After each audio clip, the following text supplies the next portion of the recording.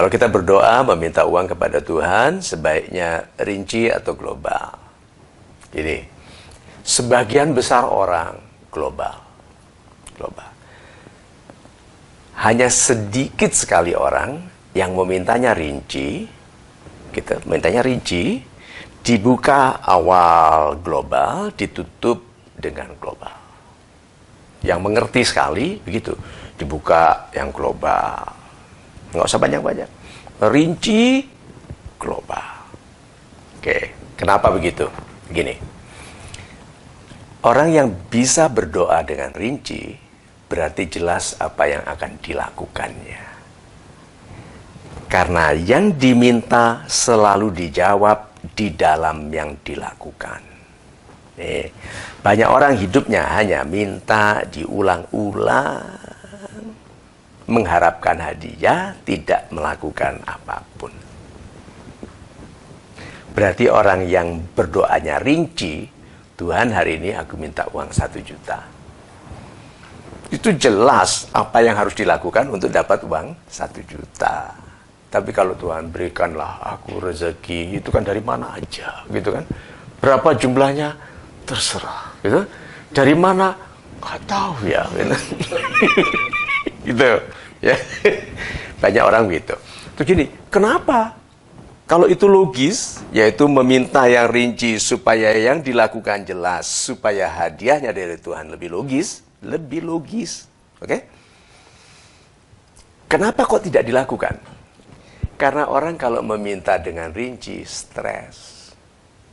Karena dia tahu tidak pantas untuk dapat itu. Contohnya saja, Tuhan kasih aku rumah di bilangan Menteng, gitu kan, di pinggir jalan 1000 meter persegi, kan rinci toh.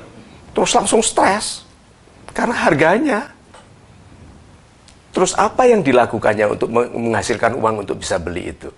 Jadi karena stres, tahu tidak pantas, memilih berdoa yang global saja.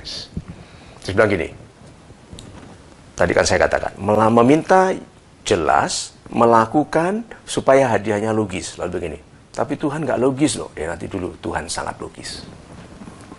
Kita itu diajari logika Tuhan, yaitu kalau kamu baik, hidupmu baik. Itu logika Tuhan. Kalau kamu berupaya, kamu dapat. Itu logika Tuhan. Siapa bilang Tuhan nggak logis? Sangat logis. Logika ketuhanan itu paling logis. Contohnya gini, orang miskin mana bisa berhasil nanti? Itu kan logika manusia. Logika itu ketuhanan? Enggak. Kalau kamu berdoa, berupaya, jadi. Dia bilang apa? Kalau kamu disayangi Tuhan, kamu nggak sempat berdoa karena kamu sedang menyelamatkan orang yang kebakaran. Nggak sempat mendoakan diri sendiri. Kamu sedang membantu menyiram rumahnya orang. Kamu nggak sempat ngurusi anakmu yang mau dilahirkan. Lahir selamat. Padahal tadinya dokter sudah bilang ini lahirnya berbahaya, harus operasi. Lahir selamat. Kun, fayakun. Jadi, Tuhan katakan jadilah. See? Logika Tuhan. Nah, jadi orang yang meminta dengan rinci sebetulnya mendidik dirinya sendiri untuk bertanggung jawab atas permintaannya. Contoh gini, Tuhan, mohon mampukanlah hatiku untuk berdamai dengan kesalahan masa laluku. Ini umum atau rinci? Umum. Mampukanlah aku untuk berhati-hati bicara sehingga tidak salah seperti kemarin. Apa ini? Rinci. Untuk itu aku akan menggunakan teknik bicara yang tadi aku dengar di Golden Ways begini-begini. Rinci. Berarti tindakannya jelas. Hadiahnya pada kesempatan berikutnya waktu dia dibuat marah oleh orang, dia diam. Karena dia sudah berdoa dengan jelas. Dikasih hadiah oleh Tuhan, iya, kesabaran. Kesabaran apa hadiahnya? Yang dulu membuatnya marah, sekarang tidak karena teranalisa. Ini loh yang kemarin membuat aku marah dan membuat kesalahan. Ini. Pada waktu dia berpikir, ini marah nggak dia? Enggak. Itu loh kesabaran itu. Bukan artinya, sabar. Bukan. Ini kemarin buat aku marah. Gitu. Yang ini tahun lalu buat aku marah. Sekarang enggak. Ya itu loh kesabaran. Itu karena doa yang rinci. Jadi doa yang rinci tentang uang, kesehatan. Tuhan, aku ini paru-paruku sakit, gitu kan. Sudah kelihatan ini dari aroma badanku, ini kelihatannya aku itu kok seperti bau pabrik rokok, gitu kan. Berarti meresap di tembakau, sudah ke darahnya, sudah dalam bentuk keringatnya. Masa nggak ada pengaruh di jantung, di otak, dan lalu dibilang gini, Tuhan, mampukanlah aku membersihkan diriku dari racun-racun yang aku minum, yang aku hirup, yang aku makan. Seperti misalnya, aku tidak akan ini, tidak akan ini. Detail loh. Itu loh. Waktu Anda bilang, sini, minum ini. Maaf ya, terima kasih. Saya sedang detox badan saya. Mengeluarkan racun dari tubuh saya. Jadi orang yang doanya rinci, itu akan jelas apa yang akan dilakukannya. Orang yang tidak berani berdoa rinci, karena tahu dia belum pantas. Nah, kalau belum pantas, apa jawabannya? Pantaskan. Jangan mengeluh. Gitu. Tapi Pak Mario kan sukses itu susah. Betul. Kenapa Anda bilang susah? Karena saya belum pantas. Jadi apa? Pantaskan. Jadi doa itu harus dibuat rinci. Benefitnya satu lagi. Ini penutupan bahasan ini tentang ini. Ini indah sekali. Orang yang doanya rinci, dialognya dengan Tuhan lebih indah. Jadi seperti dengan sahabat. Bayangkan kalau orang itu bersahabat dengan Tuhannya, Tuhanku, aku tadi itu salah loh, aku bicara begini itu gitu. Nah, lain kali itu loh Tuhan, buat aku tuh ingat gitu.